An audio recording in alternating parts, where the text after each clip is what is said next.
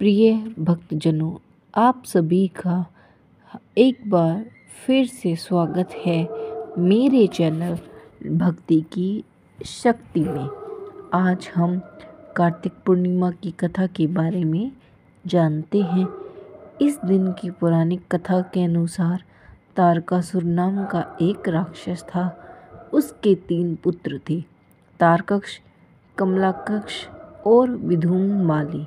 भगवान शिव के बड़े पुत्र कार्तिकेय ने तारकासुर का वध किया। अपने पिता की हत्या की खबर सुन तीनों पुत्र बहुत दुखी हुए। तीनों ने मिलकर ब्रह्मा जी से वरदान मांगने के लिए घोर तपस्या की। ब्रह्मा जी तीनों की तपस्याओं से प्रसन्न हुए और बोले कि मांगो, क्या वरदान मांगना चाहते हो। तीनों ने ब्रह्मा जी से अमर होने का वरदान मांगा, लेकिन ब्रह्मा जी ने उन्हें इसके अलावा कोई दूसरा वरदान मांगने को कहा। तीनों ने मिलकर फिर सोचा और इस बार ब्रह्मा जी से 3 अलग नगरों का निर्माण करवाने के लिए कहा, जिसमें सभी बैठकर सारी पृथ्वी और आकाश में घूमा जा सके। 1000 साल बाद जब हम मिले और हम तीनों के नगर मिलकर एक हो जाएं और जो देवता तीनों नगरों को एक ही बाण से नष्ट करने की क्षमता रखता हो, वही हमारी मृत्यु का कारण हो। ब्रह्मा जी ने उन्हें यह वरदान दे दिया। तीनों वरदान पाकर बहुत खुश हुए। ब्रह्मा जी ने कहने पर मय दानव ने उनके लिए 3 नगरों का निर्माण किया। तारकक्ष के लिए सोने का, कमला के लिए चांदी का और विधुमाली के लिए लोहे का नगर बनवाया। तीनों ने मिलकर तीनों लोकों पर अपना अधिकार जमा लिया।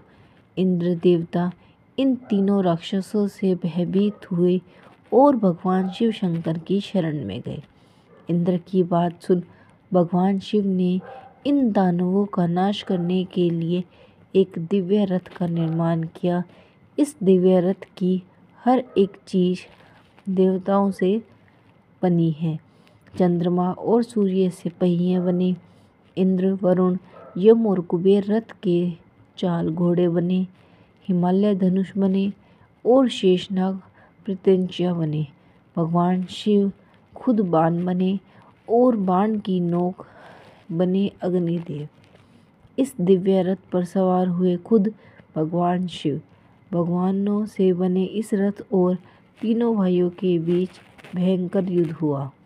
जैसे ही ये तीनों रथ एक सीध में आ गए, भगवान शिव ने बाण तोड़ छोड़ तीनों का नाश कर दिया।